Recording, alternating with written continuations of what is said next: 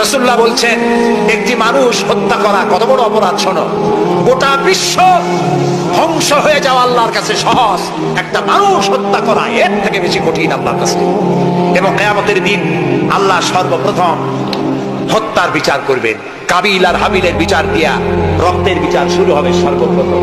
সুতরাং হত্যা করা সন্ত্রাসবাদীদেরকে আপনারা ধরিয়ে দেবেন। জেএমবি নামে, জিহাদের নামে যারা কলঙ্ক সৃষ্টি করেছে ইসলামের, তাদের ব্যাপারে কোনো ছাড় দেওয়া যাবে না।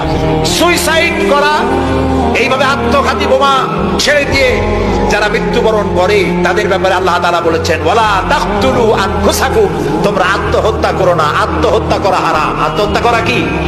আত্মহত্যাকারীদের জানাজা নাই, গোসল নাই, কাফন নাই, জানাজা নাই। আত্মহত্যা যারা করবে কিয়ামতের দিন আল্লাহর জান্নাত হারাম, চিরকাল জাহান্নামে থাকতে হবে। জি, যে অস্ত্র দিয়ে আত্মহত্যা, আপনি তো হাদিসও জানেন। রাসূলুল্লাহ বলেছেন যেটা দিয়ে সে নিজেকে হত্যা করবে, ওই অস্ত্র দিয়ে তাকেও সে নিজেকে নিজে ওইটা দিয়ে আত্মহত্যা করতেই থাকবে কিয়ামতের দিন। বলেন নাউযুবিল্লাহ। প্রিয় ভাই সব, আমি ইসলাম আপনাদের সামনে বুঝাচ্ছিলাম। মারামারি কাটাকাটির মধ্য দিয়ে ইসলাম আসে নাই। ইসলাম এসেছে ভালোবাসা, আন্তরিকতা, প্রেম, উদারতা, ঔদার্য, মহব্বত আর রাসূলের অনুপম চরিত্র মাধুর্যের মধ্য দিয়ে ইসলাম প্রতিষ্ঠিত হয়েছে।